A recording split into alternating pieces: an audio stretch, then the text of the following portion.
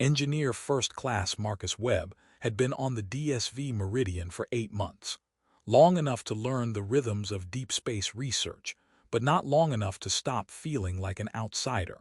The human crew kept to themselves mostly, while the Luminari researchers maintained polite but distant professionalism. Marcus respected the boundaries. The Luminari were fascinating, humanoid with bioluminescence that pulsed across their skin in patterns tied to emotion, their long ears tracking energy fluctuations humans couldn't perceive. They shared meals, work shifts, and scientific objectives, but their cultural practices remained private. The door control system had been glitching for weeks. Panels that should be locked occasionally registered as accessible. Marcus made a note to run full diagnostics but kept getting pulled to more urgent repairs. When the maintenance alert came for environmental controls in Section C, Deck 3, Cabin 47, he double-checked his authorization. The cabin showed unoccupied during this shift. He entered using his override code. The door slid open. Inside, Lyss, the Luminari research specialist he'd seen in the mess hall, was in the middle of something clearly private and sacred. Her bioluminescence blazed in patterns Marcus had never witnessed, pulsing with intensity that made the entire cabin glow. She was performing some kind of ritual involving controlled breathing and energy channeling, her entire body radiating light and heat. She sensed the door's movement. Her eyes snapped open. The luminescence flared brilliant white with shock before flooding to deep crimson, rage or humiliation or both. For 3 frozen seconds, neither moved. Then Lyss screamed at him in her language, words Marcus didn't understand but whose fury was universal. He stammered apologies, backing out while trying to explain the door malfunction. She wasn't listening. Her bioluminescence cycled through colors suggesting extreme distress, and other Luminari were already responding to her energy signals. Marcus found himself facing not just an angry woman but her entire cultural contingent, all looking at him like he'd committed something unforgivable. He had a sinking feeling they were right. Captain Rodriguez's office felt like a courtroom. Marcus stood at attention while Elder Saren explained with cold precision exactly what he'd interrupted. The ritual was called the grounding, a private practice Luminari performed to regulate bioenergy that could become dangerously unstable without control. It was sacred, deeply personal, absolutely never witnessed by outsiders. That you saw Lyss during her grounding is profound taboo, Saren said, his own luminescence dim with disapproval. Among our people, showing such vulnerability can result in loss of status, even exile from research positions. You have endangered her career through carelessness. Rodriguez was furious but pragmatic. The door malfunction is documented. It was an accident. Accidents have consequences, Saren replied flatly. Marcus was restricted from Section C, formal apologies issued, additional shifts assigned in penance. But the real problem was Lyss herself, who wouldn't speak to him, whose luminescence dimmed whenever he entered a room, whose distress was apparent to everyone. Marcus felt genuinely terrible. He tried formal apologies through proper channels, offered to testify to the accident's nature. Lyss ignored everything. 3 days later, she appeared in the engineering bay during his late shift. Her luminescence was carefully controlled to neutral blue-white, but Marcus could see tension in the way the patterns flickered at her edges. "I need to speak with you," she said quietly. "Privately." Marcus braced for another confrontation. Instead, Lyss explained something that clearly terrified her. Since the interrupted grounding, her bioenergy had been increasingly unstable. She should have completed the ritual, but the disruption broke her cycle. Now she struggled to maintain control, and if she lost it during critical research operations, the consequences could be catastrophic. She needed to complete a proper grounding, but she couldn't do it knowing someone had witnessed her vulnerability. The psychological barrier was too strong. Unless, she looked at Marcus with desperation and calculation mixing in her expression. "Since you have already seen me at my most vulnerable, You are paradoxically the only person I might be able to perform the ritual around. In my culture, we call this an anchor, someone whose presence helps stabilize the process. Marcus's brain struggled with the implications. You're asking me to watch you do this intentionally.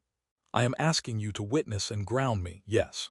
Her luminescence flickered with anxiety. I know it is unprecedented, but involving others would expose my instability to the entire Luminari contingent. I would lose everything. Marcus should refuse. Every regulation screamed at him to involve medical or cultural liaisons, but Lyss was clearly in distress and he felt responsible. "Okay," he said, "tell me what you need." They met in a rarely used observation deck during off-shift hours. Lyss arrived with visible tension in her luminescence, colors cycling through anxiety patterns. She explained the basics. The grounding involved controlled energy release and emotional regulation. Marcus's role was to remain present and calm, providing stable reference. It sounded simple. It wasn't. The moment Lyss began, Marcus understood why this was sacred and private. Her bioluminescence intensified to almost blinding levels, patterns racing across her skin that seemed to tell stories in light. Her emotional state became raw and visible: fear, frustration, loneliness, determination, all cycling through her energy patterns. Marcus could feel the heat radiating from her, the way the air vibrated with released energy. He forced himself to remain calm, focusing on his breathing, providing the stability she'd asked for. It took nearly an hour. When Lyss finally completed the ritual, her luminescence settled into soft, stable patterns suggesting deep relief. She looked at Marcus with gratitude and something more complicated. "It worked better than I expected. Your presence actually helped." She hesitated. "Would you be willing to serve as my anchor again when needed?" Marcus realized he was agreeing to participate in something profound among her people, something that created bonds deeper than friendship. He said yes anyway, because Lyss needed help, and because the experience felt significant rather than just awkward. What neither realized was that Elder Saren had monitoring systems tracking Luminari energy signatures. Lyss's successful grounding with human presence was an anomaly that raised immediate questions. The secret wouldn't last long, and when it came out, the consequences would reshape both their lives and the boundaries between their species. The confrontation came within days. Elder Saren summoned them both, his luminescence dark with anger. "You have been performing groundings with human assistance. This is unprecedented and inappropriate." The Luminari delegation erupted in debate. Anchors were chosen from among the most trusted, relationships built over years. That Lyss would allow a human into that role suggested either desperation or something far more controversial: genuine bonding.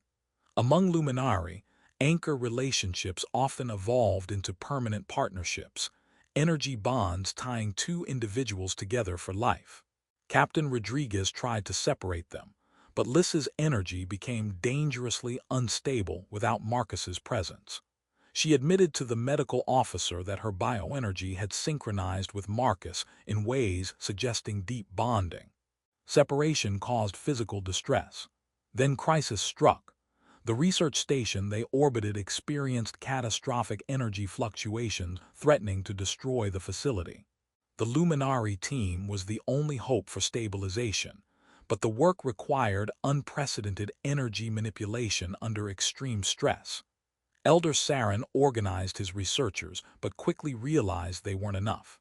Lyss made a radical suggestion: let Marcus serve as anchor for the entire team. Saren reluctantly agreed. There was no time for debate. Marcus found himself at the center of a circle of Luminari, all channeling massive bioenergy while he focused on remaining grounded. The experience was overwhelming. He felt their emotions, their interweaving energies. But he also felt Lyss's presence distinct among them, her energy reaching for his specifically, using their bond to anchor not just herself but the entire team. They succeeded. The station stabilized. Elder Saren looked at Marcus with new respect. What he witnessed proved human anchors weren't just possible but valuable. The cultural taboo cracked under practical success. Afterward, Lyss approached Marcus in the observation deck. Her luminescence glowed with contentment and anticipation. She explained that successful anchoring under crisis conditions was proof of compatible bonding. Among her people, it meant something equivalent to marriage. "Do you understand what that means?" she asked softly. Marcus, exhausted and honest, admitted he wasn't sure, but he knew something profound had happened between them. "What do you want?" he asked. Lyss's luminescence shifted to warm gold. "I want to explore